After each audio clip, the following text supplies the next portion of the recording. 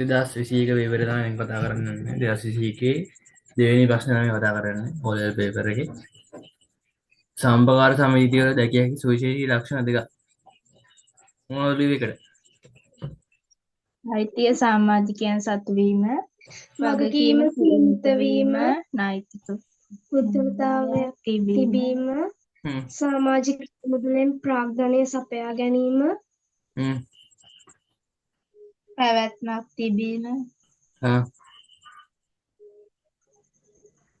සින්ර සින්ර මොකද කියන්නේ සාමූහික අයිතියයි ප්‍රාග්ධන සමාජික අරමුදල් මගින් සපයා ගැනීම. සාමූහික අයිතිය හරි මෙතන අහන්නේ මොකද්ද සුවිශේෂී ලක්ෂණ මම කිව්ව උගන්වන්න කිව්වා මොනවද සුවිශේෂී ලක්ෂණ කීයක් තියෙද ඔයාලා සිලබස් එකේ තියෙන 4යි මොනවද ලක්ෂණ වලට අමතරව කියන්නේ මම කිව්වා මෙන්න මේවා සුවිශේෂී මේකට විතරමයි තියෙන්නේ සම්පකාර සමිතිය වල සුවිශේෂී ලක්ෂණ සුවිශේෂී ලක්ෂණ මොනවද කියන්නේ ඉලක්ක තමයි මොකද්ද ප්‍රජාතන්ත්‍රවාදී පාලනය ඒ කියන්නේ මොකද හැමෝටම අයිති කියන එක ඒ කියන්නේ හැමෝටම සමාන අයිතිය තියෙන මං කිව්වා කොටසකගේ රුපියල් 100යි හැමෝටම එක කොටසක් ගන්න පුළුවන් අත උසලා ඒකෙන් එන ඡන්දය වලින් තමයි හිතන අධ්‍යක්ෂ මණ්ඩලය පත් කරගන්න කියලා කිව්වා මතකද කිව්වා මතකද ඊළඟ ස්වේච්ඡා හා විවෘත සමාධිකත්වය ඒ කියන්නේ මොකද්ද ඕන කෙනෙක්ට මේකයි සම්පාද සමිතියේ සමාජිකයෙක් වෙන්න පුළුවන් කියලා නේද ඔව් තුන්වෙනි එක සමාජිකයන්ගේ සාමූහික අයිතිය අයිතිය එන හැමෝටම පොදුවේ අයිතිය ඔක සමාජිකයෝ ඔක්කොටම ඊළඟට පොදු අවශ්‍යතා හරමුණු වලින් යුක්ත යුක්ත වීම වීම ඔය හතරනේ කතා කරේ ඔව් මේක කලින් ටියුට් එක දීලාද මම හිතන්නේ තියෙනවා සුවිශේෂී ලක්ෂණ අයියෝ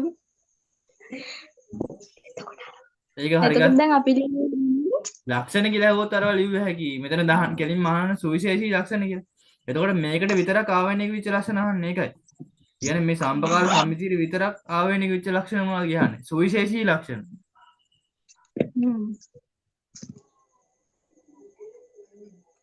හරිනේ ඒක තේරුණානේ හරියට ඔව් ඊළඟ එක මිනිස් අවශ්‍යතා නිසගයෙන් බිහිවන අතර උවමනා නිර්මාණය කළ හැකිය මිනිස් අවශ්‍යතා කියන එක නිසගයෙන්ම බිහි වෙන අතර උවමනා නිර්මාණය කළ හැකිය හරිද හරි ඒ කියන්නේ මොකද්ද මිනිස්සු ජීවත් වෙද්දිම කියන්නේ මිනිස්සු ඉපදෙද්දිම මෙන්න මේ අවශ්‍යතා කියන එක තියෙනවා උවමනා කියන එක එහෙම නැහැ ඒක හදන්න පුළුවන් කියලා කියන්නේ මොනවද අවශ්‍යතාව වුණා ලක්ෂණ තිබ්බේ අවශ්‍යතාවය වුණා අවශ්‍යතාවය වුණා නිර්මාණය කරන්න බැහැ කොහොමද නිර්මාණය කරන්න පුළුවන් අවශ්‍යතාව අවශ්‍යතා කියන එක පොදුයි නිර්මාණය කරන්න පුළුවන් නිර්මාණය කරන්න බෑ පොදුයි මේක විවිධයි අවශ්‍යතා කොහොමද අත්‍යවශ්‍ය නොවේ අත්‍යවශ්‍යයි මෙතන අත්‍යවශ්‍ය නෑ ඊළඟට සරලයි සරලයි මෙතන සංකීර්ණ සංකීර්ණයි මෙතන පොඩ්ඩයි තියෙන සීමිතයි අවශ්‍යතා අතන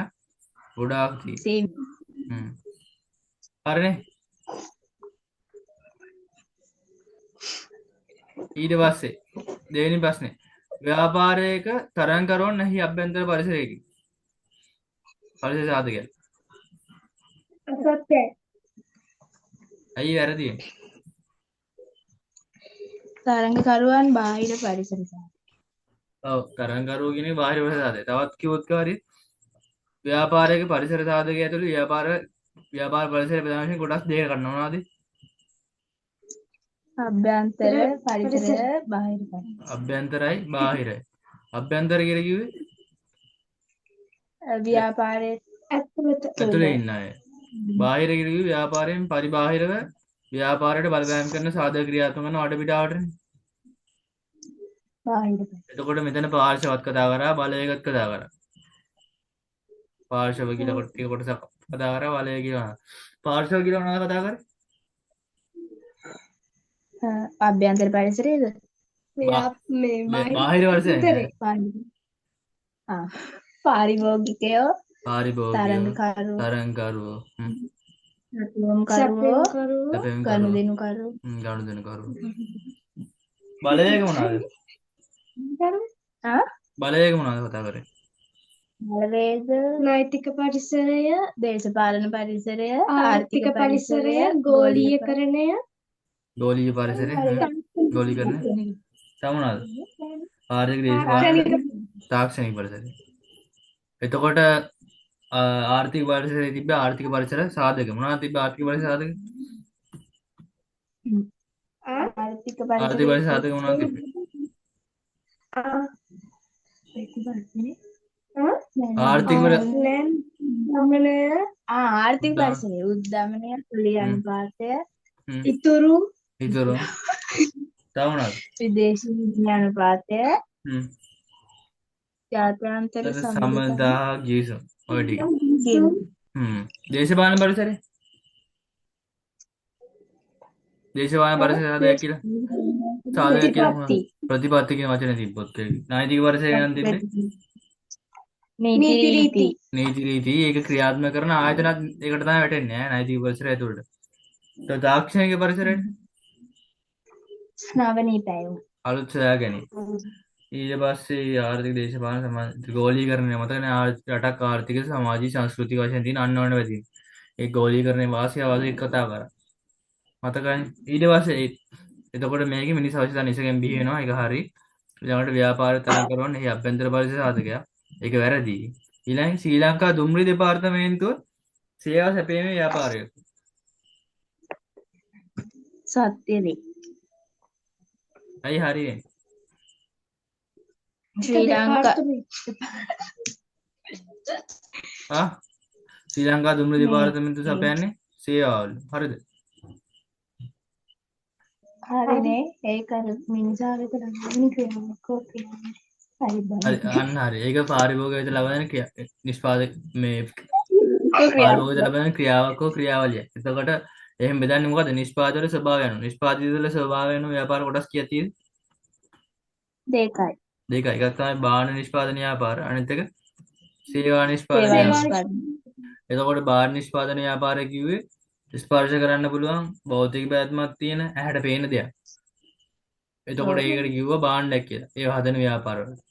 ඒව හදන ව්‍යාපාරය කිව්වා භාණ්ඩ නිෂ්පාදන ව්‍යාපාර කියලා. සේවා කිව්වේ පාරිභෝගික ලබා දෙන ක්‍රියාවක් හෝ ක්‍රියාවලියක්. ඒවා සපයන ව්‍යාපාරට කිව්වා සේවා නිෂ්පාදන ව්‍යාපාර කියලා.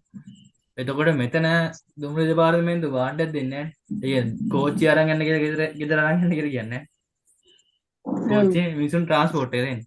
එතකොට ඒක සේවා. සේවා නිෂ්පාදන ව්‍යාපාරය.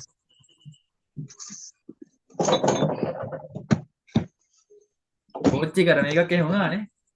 කෝච්චි එක සෑහෙන අලාභ වුණානේ. දැක්කද ඒ නිවුස් එක? ඇතිලා නේද රාගමද කොයිද?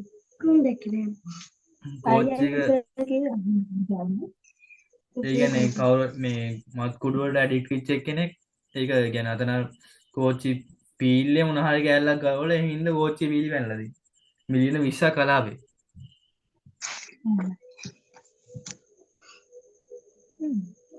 හවුල් ඊළඟ හවුල් ව්‍යාපාරයක හවුල්කරුවන්ගේ වගකීම සීමිත වෙයි. අසත්‍යයි. සත්‍යය අසත්‍යද? අසත්‍යයි. ඒ කියන්නේ මොකද්ද? වගකීම සීමිතයි කියන්නේ? වගකීම අසීමිතයි. හරි. වගකීම කියන්නේ මොකද්ද? හවුල්කරුවන්ගේ වගකීම. කියන්නේ ටිකයි කියන්නේ. හරි හවුල්කරුවන් දැන් වගකීම කියලා කියන්නේ ලෝන් එකක් අරන් තිබ්බොත් ව්‍යාපාරය දැන් වහලා දාන්නොත් ඒක ඒ ලෝන් එක ගෙවන්න ඕනේ කවුද? අයිතිකරු. මේ හවුල්කරුවා. හවුල්කරුවෝ. එතකොට මේක වගකීම සීමිතයිද නෑ? එයාගේ පෞද්ගලික දේවල්ත් කැප කරන්න වෙනවා. එතකොට මේක අසීමිතයි. හවුල් ව්‍යාපාරයක හවුල්කරුවන්ගේ තියෙන වගකීම අසීමිතයි. හරිනේ? හරි. කියලා දෙන්න පුළුවන් දත් ඉතින් ඉගෙන ගන්න ඕන හොඳේ. තව කාට හරි මේකත් කරානේ? දෙවෙනි එකත් කරානේ? ඔව්. සමන් තම පියා සමග පාසලේ සිට නිවස වෙත යන අතරතුරදී සිදුවීම් දෙකක් පහළ දැක්කේ. පළවෙනි එක දීලා දිනවා පියා සුමුදු පොත් අලෙවිසලෙන් සමන්ට සිතියම් පොතක් පෙරදී ගැනීම. දෙවෙනි එක පියා සීමාව සහිත ලංකා සතොසින් හාල් කිලෝග්‍රෑම් 5ක් මෙල්ල ගැනීම. තොර මේ කියන්නේ ඉහත සිද්ධියේ ඉහත එක් සිද්ධිය තුලින් සපුරා ගන්න ලැබූ මිනිස් අවශ්‍යතාවය සහ එම අවශ්‍යතාව සපුරාලීමට අදාළ වූ ව්‍යාපාරයේ අයත් වන ව්‍යාපාර සංවිධාන වර්ගයේ අරමුණ අනුවහනේ සඳහන් කරන්න. පිළිතුරු සැපීම සඳහා පාදක්කුවේ පාවිච්චි කරන්න කියලා කියනවා. මෙන්න මේ වගුව ගහන්නලු. ගහලාලු උත්තර දෙන්නේ. හරි. පළවෙනි සිද්ධිය. මොකක්ද ඒකටම කියන්නේ? පියා සුමුදු පුරුත්ත අලෙවිසලෙන් සමන්ට සිතියම් පොතක් මිලදී ගැනීම. මොකද්ද සපුරන මිනිස් අවශ්‍යතාවය? ඒක අධ්‍යාපනය. අධ්‍යාපනය ඉගෙන ගන්න ඕනේ පොත් පාවිච්චි කරන්න. අධ්‍යාපනය සිතියම් පොත පාවිච්චි කරන්න. හරි. එතකොට ආයතන ව්‍යාපාර සංවිධාන වර්ගයේ ලාභ අරමුණු කරගත් ලාභ අරමුණු කර ගත් නේද? ඊළඟට පියා සීමා සහිත ලංකා සතොසින් හාල් කිලෝග්‍රෑම් 5ක් මිලට ගැනීම. ඒක අවශ්‍යතාවය ආහාර සංවිධාන වර්ගයේ ලාභ අරමුණු කර නොගත්. ඇයි නොගත් කියන්නේ? ඒක අර සීමා සහිත ලංකා සතුටින් ගන්නේ. ඒක පෞද්ගලික ආයතනයක් නිසා ඒක ලාභ අරමුණු කර ගන්නවා. පෞද්ගලික ආයතන ඔක්කොම මේ පෞද්ගලික ආයතනය. නෑ නෑ බුදු නාද. ඉතින් මේක මොකද්ද පෞද්ගලික පොදුද? හරි දැන් කියන්න ඔය නෑ නෑ. ආ පෞද්ගලික පොදුද?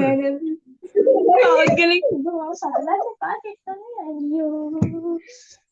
මොකද්ද මේක? පෞද්ගලික පොදුද? බුදුනාවගේ අපිට. හරි.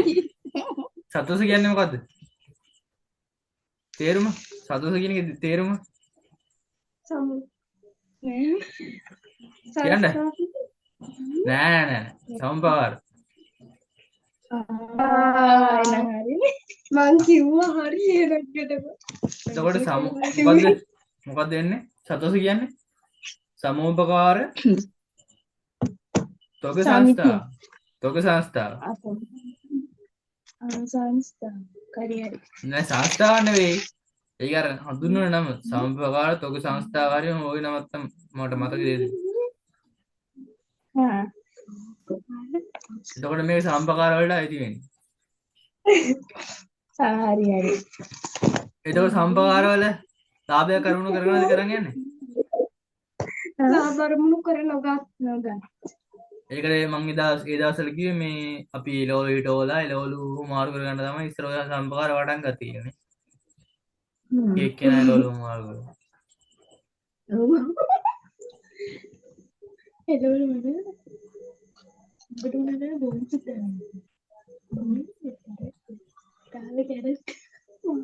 ඊළඟ එක මේක මේ කරන්නේ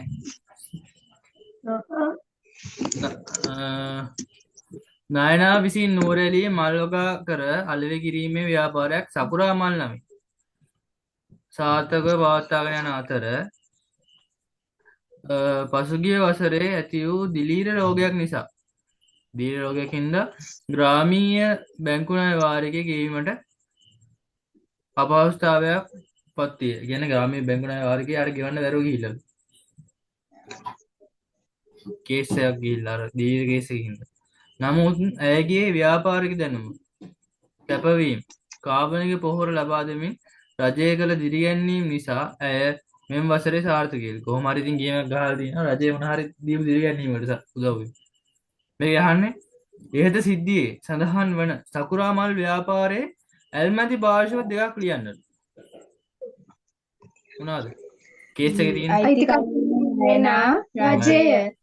අයිතිකරුවන් නායනා රජය. එතකොට නම් ග්‍රාමීය බැංකු ණය.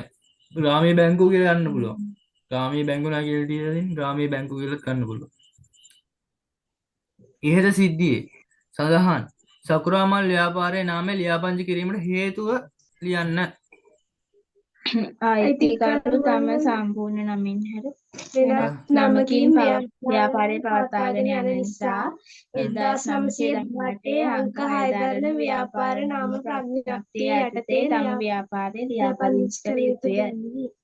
1918 අංක 6 දරන ව්‍යාපාර නාම ප්‍රඥප්තිය. ප්‍රඥප්තිය. එතකොට දවස් කීයකද ලියාපදිංචි කරනවා? ඒකත් කියන්න. 14ක්. ඒක හරි නේද? හ්ම්. එතකොට අද මෙතනින් නවත්තමු. අපි ෆස්ට් පාර්ට් එක වෙනම අරන් කතා කරමු. දැන්ට සෙකන්ඩ් පාර්ට් එක කරගෙන යමු. ආයෙ ලබන සති 2020 පේපර් එක කරමු. අපි හොඳ දවස් ඔයාලා මේ මාස්ටර් ගයිඩ් එකකින් 2015 වෙනකන්. දෙන්න. 15 ඉන්න ආව්.